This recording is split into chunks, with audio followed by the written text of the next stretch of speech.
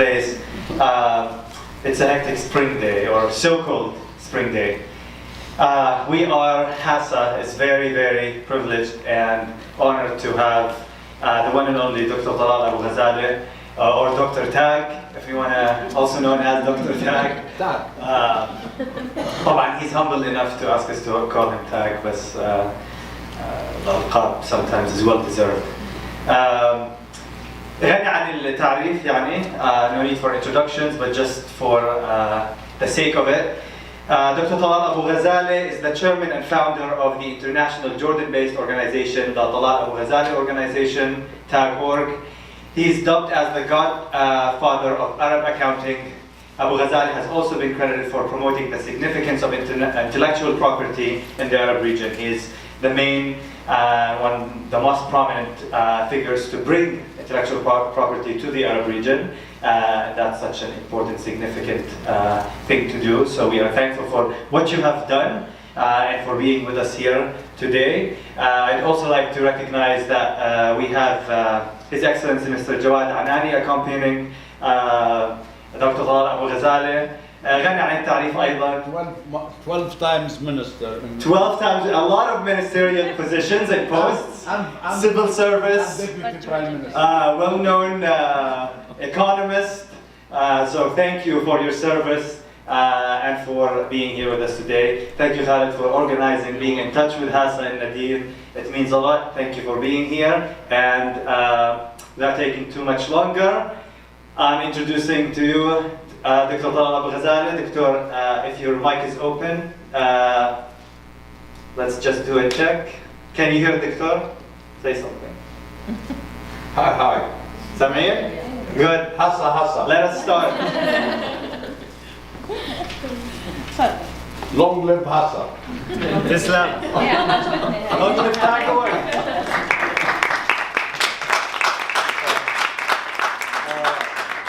It's a privilege to be here and to address you because something like 35 years ago I tried to apply to Harvard and I got admitted, but unfortunately I couldn't afford the fees and I missed it. So I came here again to this school 20 years ago when I was elected by the United Nations to chair the UN ICT task force, and I gave an address here. I'm honored today that especially that this invitation is not just Harvard, it's also Hassa. So thanks to Harvard, thanks to Hassa for giving me this great honor.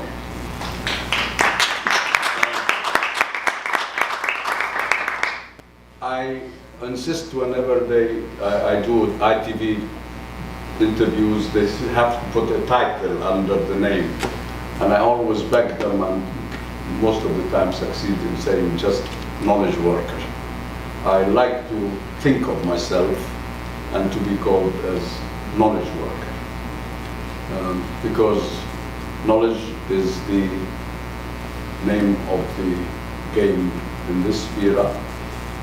And jointly with artificial intelligence, which I think is the name of the century, I happen to be sitting on a panel with, I'm honored to have been with Bill Gates, and we were discussing the future of the world. And I asked him, how do you define the rest of the century in one sentence? He said, in one word, artificial intelligence. The future is artificial intelligence. Artificial intelligence is the development of ICT, information and telecommunication technology. And all of that, I call it knowledge. And to me, so that we know what we're talking about, knowledge, or a knowledge society, is a society that operates by using these tools, information technology and telecommunication and artificial intelligence, in everything it does, just like the nervous system in our body. Nothing moves. Eyes, hands, brain, everything is moved by the nervous system. In a knowledge society, everything is moved by these forces of knowledge. That's what we want the Arab world to be. That is my mission. I have started this mission in 1965. And now, in a week, I will be 80 years young. In 1 week. And I mean I'm young, because I'm more determined now to build for the future than when I was 80 years ago. So what I'm talking about is the mission for the Arab world. And I'm so happy that I'm talking to Arab graduates of the most distinguished school of the world. My daughter graduated from Harvard because I couldn't make it. I could afford to pay for her fees. I couldn't afford to pay my fees, but eventually I made some money and I could send her to Harvard, and she graduated from Harvard Business School. So I'm very proud that, again, my daughter is a graduate of this great institution. I attended one of her classes. I happened to be in New York, in the region, and I used to fly weekends especially to meet her and see her. And I attended one of the classes, and you mentioned today case method. And that's the first time I was introduced to the case method. And I'm talking about 97, 96 actually. 95, she graduated in 97. The class was, the teacher did not lecture, he did not teach. He was like a conductor of an orchestra or a traffic officer. He was just conducting the discussion between the students. The night before, I debated with her the case study, the case paper that she was going to do next day, and it happened to be on accounting, how to account for miles and points on airlines and hotels.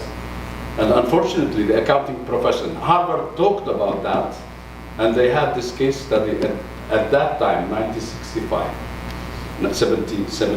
76, 19.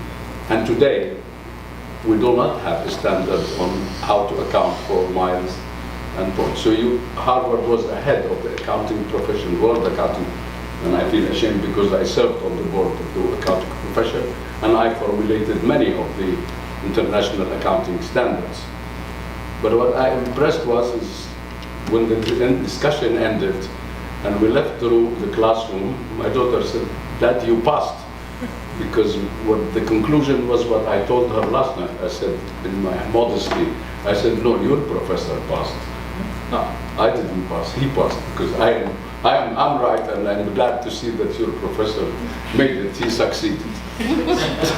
So I would start with this introduction to say how much I love this place, how much I admire it, and that's why I'm coming here with a mission, the continuation of my mission. The Arab world is on the eve or the dawn of a renaissance. Just like Europe, after the Dark Ages and the destruction in Europe. And if anybody tells me that the Arab world has no future, it's been destroyed, I will tell them, explain to me, how come every country in the world is fighting to have a foothold in this part of the world, in our part of the world, the Arab world? Why should everybody be fighting for a bone that has no meat on it? This is not true. This is a region that has been on top of the world for 500 years, and it will again be on the top of the world for another 500 years. I have no doubt about this.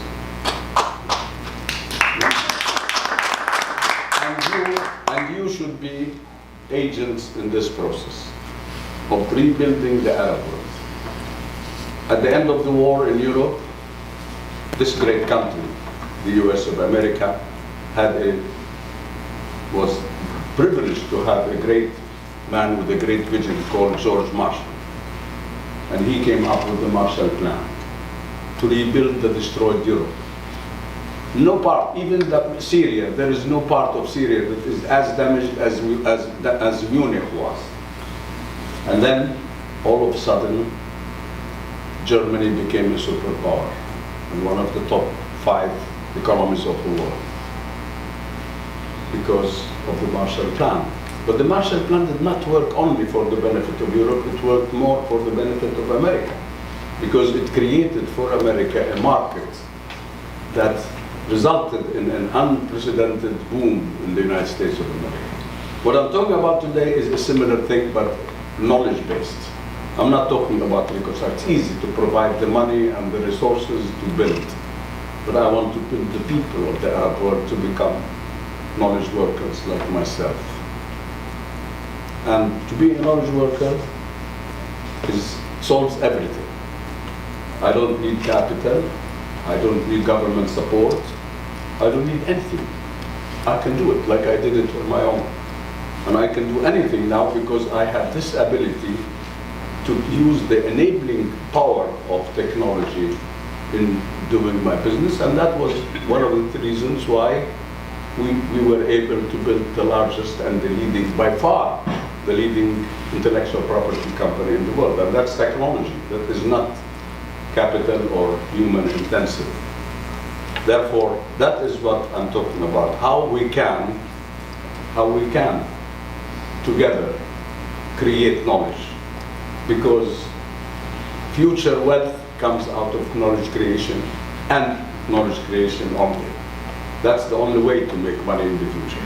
And today, not even in the future, today, I never needed capital. I started my business out of the boot of my car. That's in 1972. I didn't have an office, I didn't have capital, I didn't have any support. But I decided I'm going to make it. And when I made it by resilience, by believing in the power of love, the power of goodness, the power of hope, and the power of happiness. I haven't seen anybody who made it who's a miserable person. So if you want to be successful, start by deciding to be happy. Start by deciding to love everybody. I love my enemies and my competitors, and people say, how can you? I said, my enemy or my competitor is there watching me to make mistakes, so he is protecting me from doing mistakes. And he's doing it for free. He is a guardian. He's my guardian for free. I thank him. And it happens when I meet somebody who I know he hates me because I won over him in something.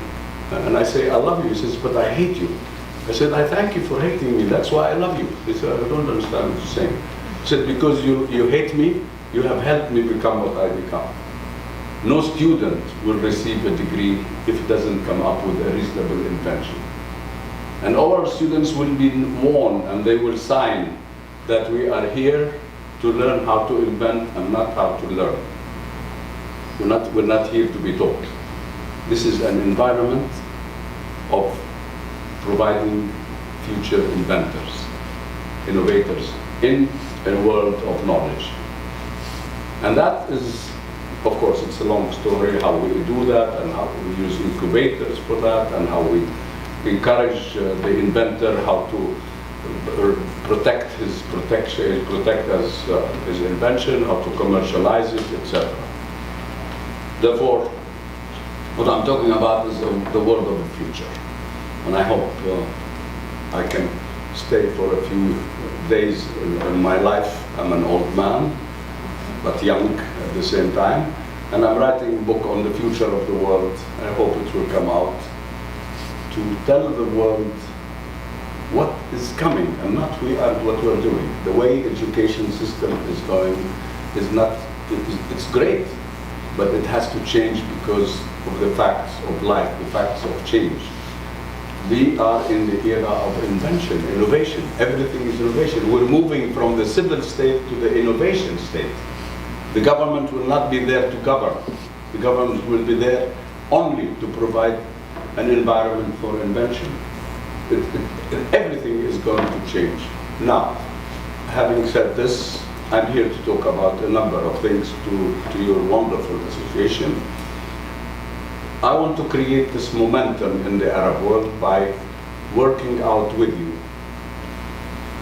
if possible, an arrangement where we can point out to the importance of innovation and the importance of knowledge leadership through a program of prizes on knowledge. So we'd like to recognize knowledge leaders in the Arab world. And this is not a one-time thing. It's an ongoing process, maybe for the next 30. In fact, in Jordan, at our Talal Abu-Ghazaleh Knowledge Center, Knowledge Forum. We have a plan to transform Jordan by the year 2040 to become a knowledge society. It's not tomorrow, but we have to work towards it. So we want to create a competition between leaders in government and in business, how to cater for knowledge development and knowledge leadership. So we're talking about a program of prizes jointly by HASA and by Talal Abu-Ghazaleh organization. That is one thing. Another thing, first of all, I'm very proud to see you, my grandchildren, because as I said, 4 of my grandchildren are graduates, grandchildren, not children. 4 of my 9 grandchildren are out of college. Yale, London School of Economics, and Concordia. Concordia. Okay, 3 different countries. So thank you for reminding me. I shouldn't have missed that. I feel bad. We're overwhelming, I know. Well, when you have 9 grandchildren, it's easy to forget one. That's all right. So what I'm talking about is I have pride in you. That Arabs who have graduated from the best universities in the world. And I want to set up jointly with Hassan a database. This would be a multi-purpose thing. How wonderful would it be to have a database of graduates of leading Arab universities, Arabs from American universities. This is a Hassan-led thing, but I wanted to cover all the top universities in the US of America. And I started talking about Marshall Plan. This is part of the new Marshall Plan. I want this database to be an agent in the process of rebuilding the Arab world. We have to have the tools. It's not just saying, I want to do. How do we do it? I am starting in another university very close to this place, an initiative on how to build a movement towards creating policies, formulating, monitoring processes to ensure that the knowledge transformation process is going properly in the Arab world. That's another point. But building a database of Arab expertise first shows the world that we are a great nation. And I'm an Arab nationalist. I have 2 adjectives which I love. One is being a knowledge worker, and 2, being an Arab. I love being an Arab, and I'm very proud. And anybody who tells you anything otherwise, it's because they are jealous of you because you are Arab. Being an Arab should be a source of great pride for all of us. So I would love to show the world, like I have done, and I tell you, I started as a Palestinian refugee. My mission was to demonstrate to the world that we are a nation that deserves to have life like every other nation. So I built a database of the achievers from Palestinian origin. And I have in that database now over 11,000 persons who have registered patent inventions, who have reached leadership, including prime minister and presidents of countries, who have established the largest business institutions, the greatest economists, etc., in all walks of life. I would like this database to be first, as I said, as a source of pride for us, the Arab world. Secondly, it sent a message to the other Arabs in the region that I want to be like Hassa and other Arab students associations in the United States of America. Secondly, I would like this to be a source of a reference for governments who need consulting or need to develop plans, so they know that there is a Syrian expert on city planning. They can use him. Egypt would know that there is a student who is an expert on artificial intelligence in education. They can seek his expertise. And in order that this community, once we develop it, can come up with plans, and I'm talking about strategic plans, macro plans for the region.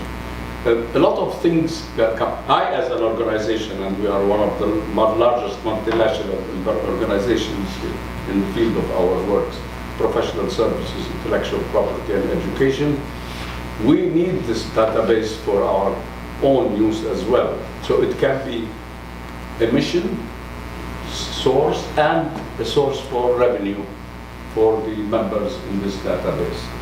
Now that is the second project I'm talking about here, and I would like to see how we can build it together. We're talking about a relationship between HASA and Talal Abu-Ghazaleh organization. We're not talking about Harvard and Talal Abu-Ghazaleh. And so it will be a co-branded operation. Of course, we'd love to have the blessing of the university, and if we can get that through you, so that what we do is endorsed. For example, I have a lot of initiatives in our organization which are endorsed by Cambridge University. They are not co-branded, but they're endorsed. We have developed a number, at least 9 tools. There is a paper which I would love Nadine to circulate to all the student body of HASA that explains what tools we have developed. One of them is a computer literacy tool which is endorsed by Cambridge University, so that every Arab citizen becomes a digital citizen. We are running English language courses in the region and in the world, again endorsed by Cambridge University.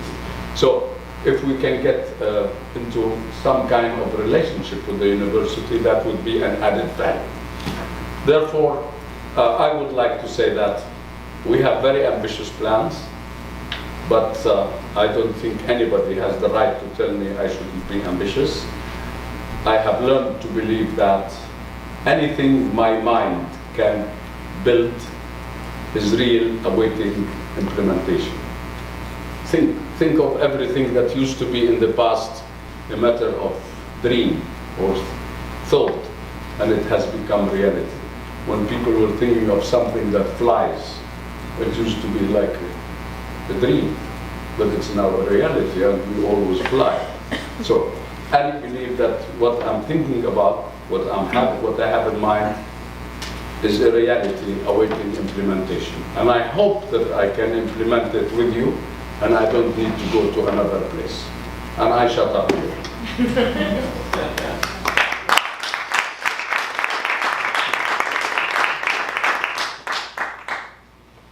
Thank you, Dr. Talal.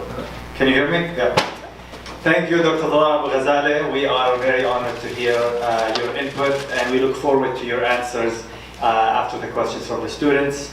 HASA, the Harvard Arab Student Association, presents Dr. Talal Abu-Ghazaleh with this award in recognition of his exceptional leadership and outstanding innovation in the Arab world and beyond. So please accept this from us. Very honored.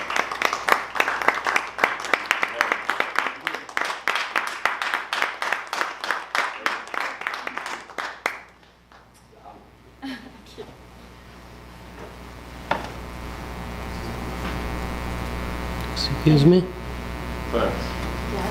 We'd also like to present those humble gifts from the Harvard Arab Student Association Thank you لك. to our My two amazing guests. I'm very proud and I'm very grateful to you, Yes. Your Excellency Dr. Jawad Anani, Pleasure. Excellency Khalid Dalal, thank you for being with me. Okay, everyone, so we're going to get to your questions, and I might interfere to try to get everyone's questions and maybe interrupt you. I am your obedient servant. You are in the chair, and I will behave. Teslam, Allah yakhlik, thank you. Maybe interrupt you once I see that maybe you're focusing on one topic rather than the other. So it's very simple. Raise your hand, arm to ask a question, and we'll get to you. Let me Remember me saying that in the year 2020, which is tomorrow, is the beginning of the Arab Renaissance.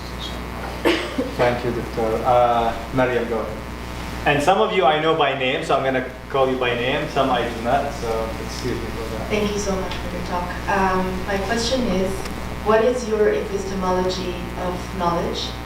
Meaning, what do you think the process of knowledge acquisition looks like, and how do you define an invention? And finally, what do you think the education process should look like to lead to the inventions you're thinking about? Wonderful question. I love that. I think, let me start with the last part of the question. I think education should change. And I'm not talking about Harvard, I'm talking education worldwide. And I'm fighting to change it in the Arab world. One of my capacities, by the way, is that I am the chairman of the Arab Organization for Quality in Education under the Arab League. And the chairman also of the Arab Organization for Research in Education. Education should be changed to target knowledge creation. The only objective of education should be knowledge creation in every field, in medicine, in engineering, in every science and in every art. And unless we do that, we will be left behind and we will lose our edge in the world. So that's education. But the knowledge society is made up of a 4-track strategy. To change our education to become knowledge-based, which means ICT-based and targeted for innovation in ICT, using ICT. Secondly, government. Government should become e-governments, smart governments, knowledge governments, whatever you want to call them, which conduct their business using the internet. By definition, the definition of e-government is to deliver government services to the citizens through the internet. In fact, in Canada, they don't call it e-government, they call it government of better services to the citizen using the internet. Third is the infrastructure. We need to develop the proper infrastructure and including connectivity and access to the internet. And in our, we at least at our small level, we have set up in Jordan 300 what we call Talal Abu-Ghazaleh knowledge stations, which are knowledge oases, which we provide with free internet use. We have our own dedicated internet line, so we can afford to make it available to all these networks, so that everybody in Jordan, in any village, can have access to the internet. In fact, we are using this for the Syrian refugees in Camp Zaatari camp. Jointly with the European Union, we are providing a program now to enable, and this is for the 3rd year, to enable Syrian refugees to acquire university degrees online through the access to our stations, knowledge stations. This is number 3, and number 4 is the question of how to develop every individual to become a digital citizen. ITU, which is one of the agencies of the United Nations, now is rating countries in the world by the number of digital citizens in every country. Our target, and we are very proud that we're the only organization that is on a commission at the Arab League in Cairo, the League of Arab States, for what is called the Arab Literacy Decade. This is a resolution by the heads of states in the Arab world that the next decade should be the decade of literacy, so that every individual in the Arab world must be internet literate and computer literate, and we have developed tools for that as well. Thank you, everyone. Okay, we have a lot of you guys. That was long because it was a long question. I'm sorry. It was great, and it's your. I know I'm sorry. this is your game. This is what you love. I'll get someone in the back. Peter, go ahead. I'm going one in the back. So,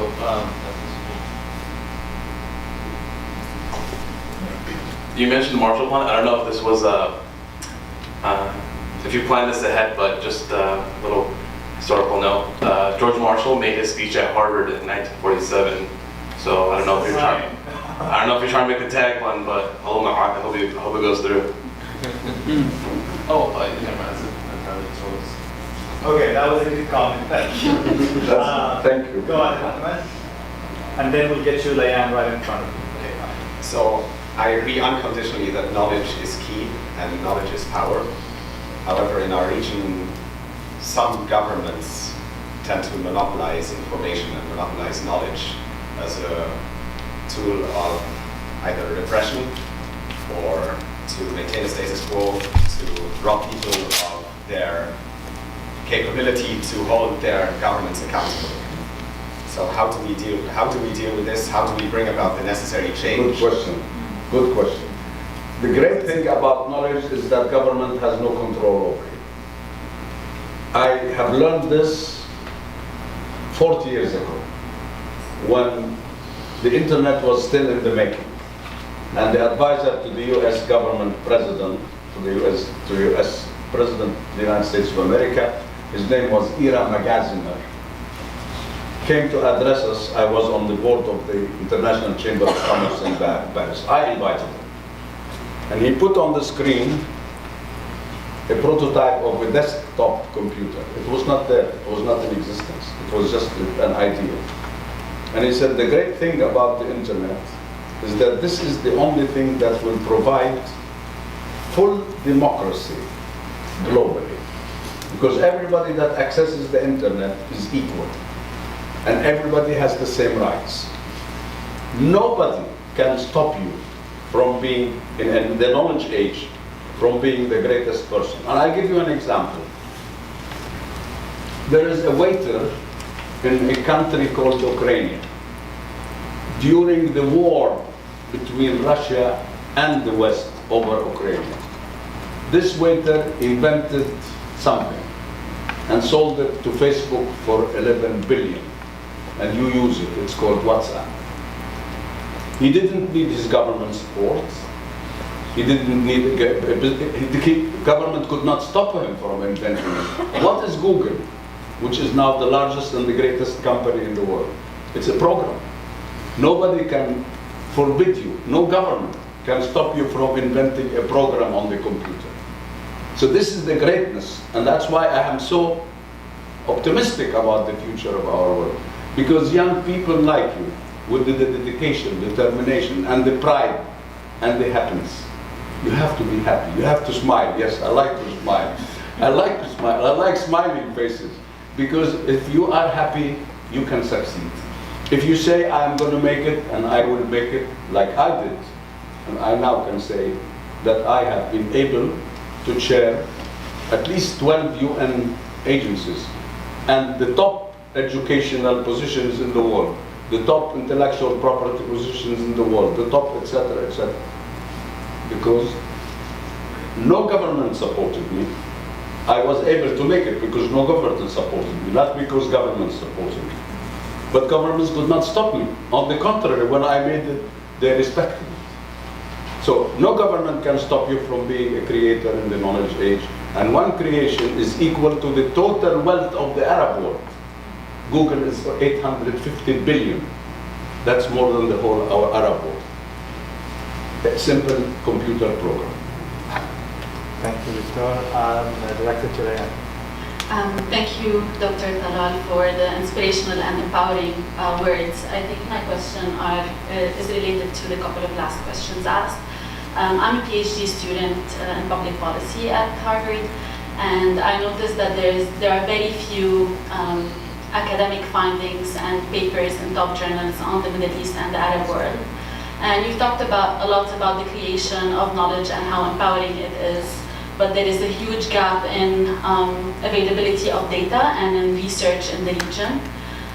So I'm wondering, what are your thoughts? In what field there is shortage? I'm in economics. You mean talking about Arabic content? Or Not necessarily, even about Arab countries in English top journals of the world, and academic journals, that is. You're talking about shortage of data on what? Everything. Even there are no census data in governments. Oh, okay. All right. Even private firms are reluctant to share their data with researchers. So there is very few quantitative and rigorous work that's being done in the region.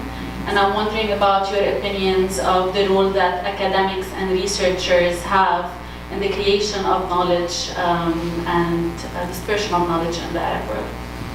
Now, in this world we live, things have changed with the internet and what we call the virtual world.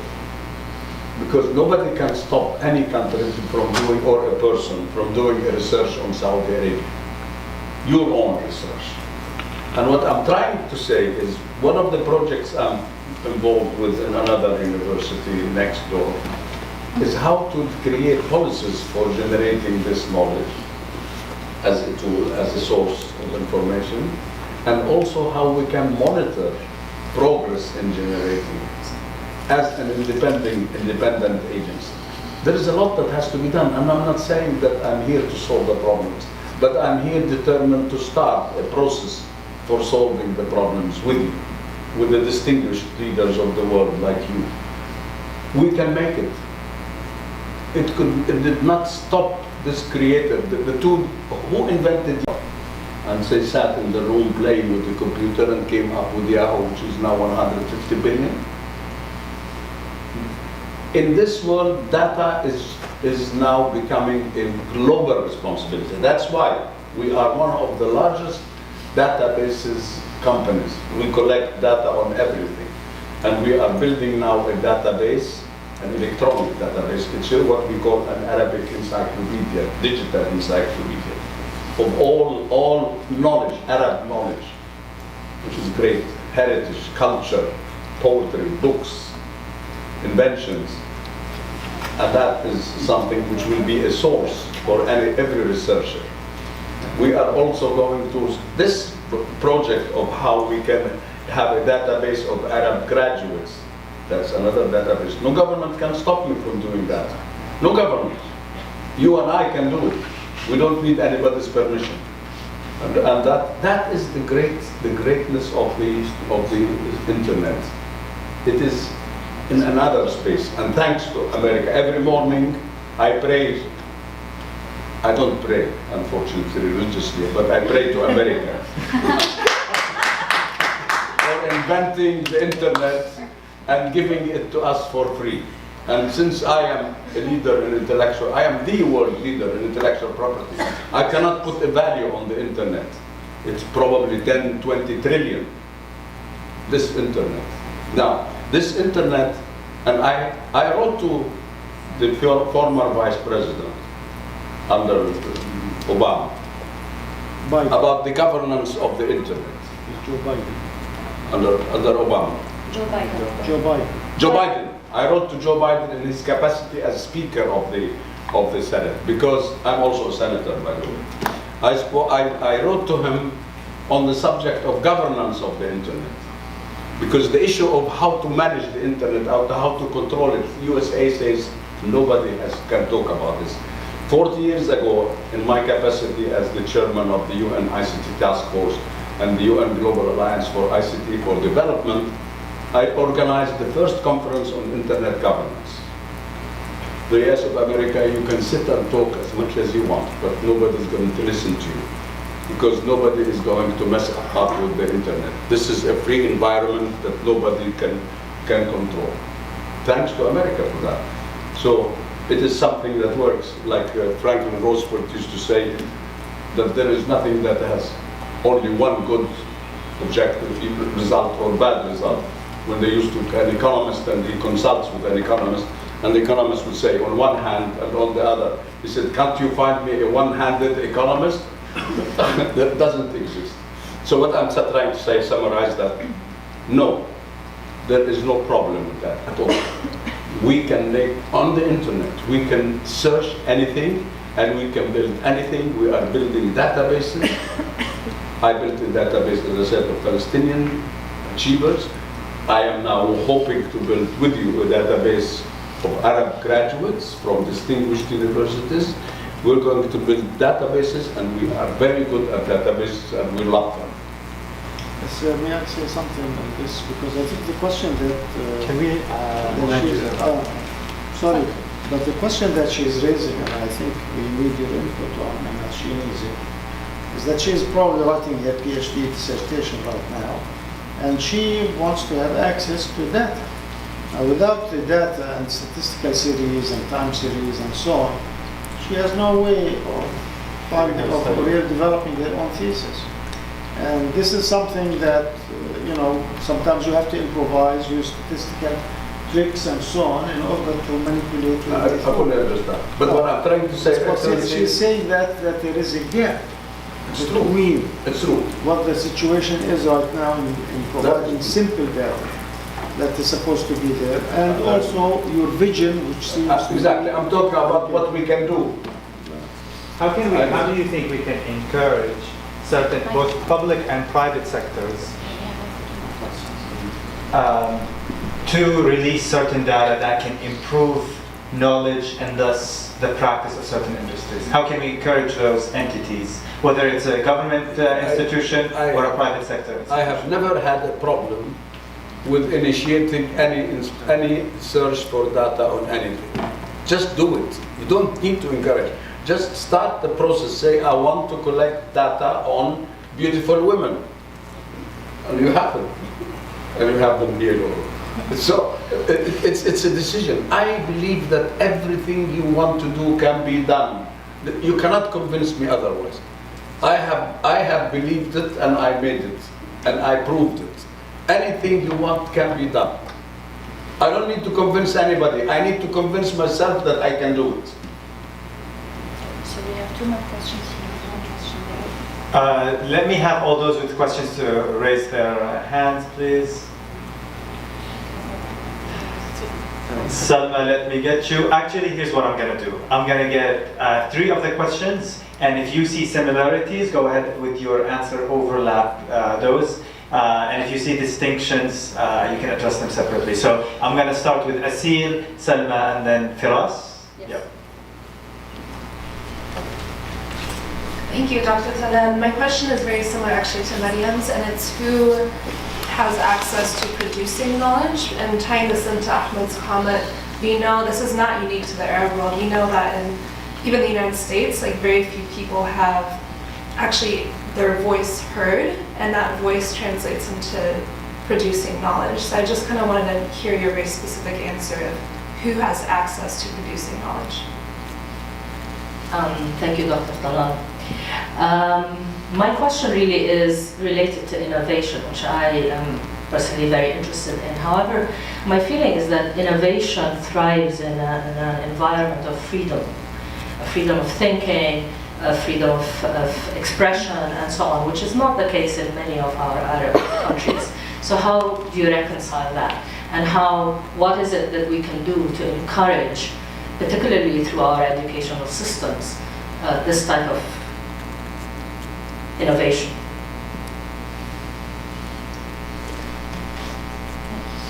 Thank you, Dr. Abu-Ghazaleh. I guess my question is related to the scalability. So far you have your internet centers in Jordan. And so, I mean, the Arab world is, 22 countries. And so I'm curious to hear sort of about the vision of scale and how to expand that, and then to lay a foundation and an infrastructure for sort of attracting talent back to the Arab world, to the Middle East. As all of us are here, we have opportunities in New York or San Francisco or, in these major cities here. So I think part of the brain drain as well, to sort of attract some sort of infrastructure to come back to and to lay those sort of. I wish we had 24 hours to be together, because I was, for the sake of brevity, using Jordan. These knowledge stations, the first knowledge stations we started were in Egypt. And it was by an agreement signed with the Ministry of Defense when Sisi was still, President Sisi was the Minister of Defense. And the agreement was signed with the Center of Information at the Ministry of Defense, and we set up 100 knowledge stations all over Egypt to make the military internet literate. And that was many years ago, about 10 years ago.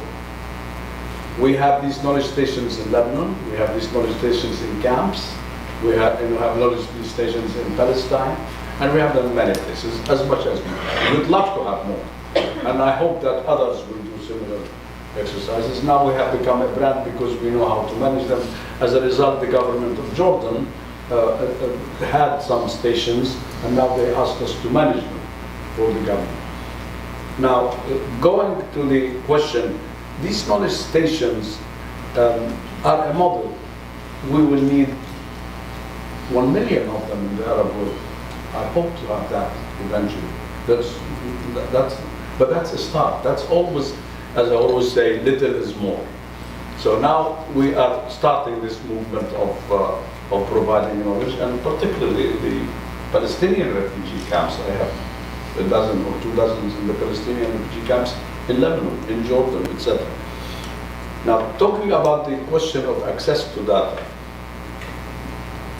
can you imagine what advantage you have now in the age of the internet in accessing information on the internet? We are by far more able to access data on the internet. What I'm talking about is not access of data, creating this access. Nobody can stop you. We can start saying, like your question, and your question, okay, we want to do a study to collect data, and you can do it.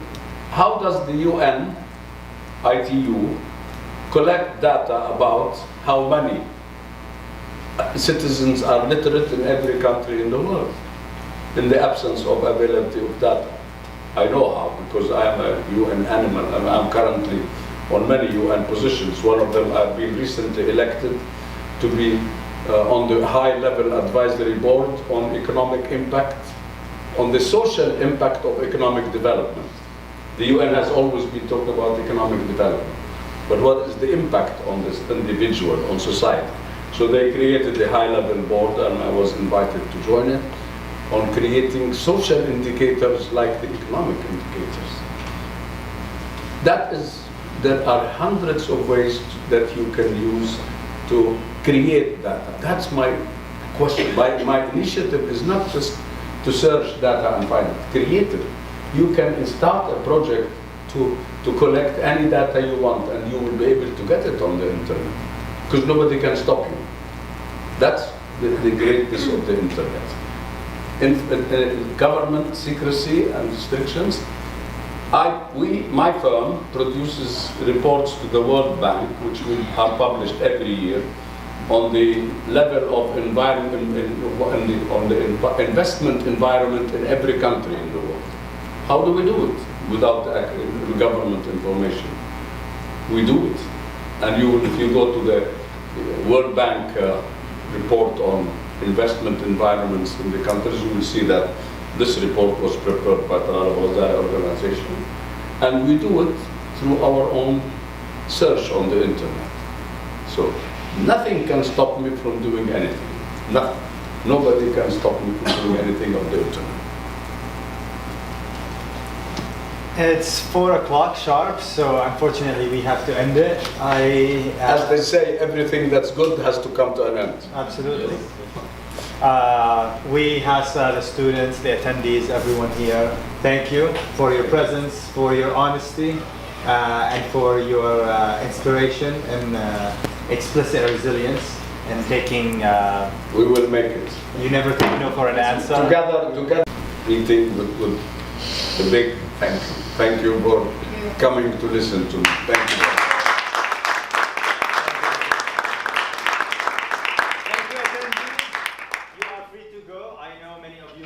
To take Dr. Talal Abu-Ghazaleh or his team in our team guests, but they have to run to the airport, so it would be highly appreciated if you give them the freedom to run to the airport. 2 flights first, leadership Yes. and then أنا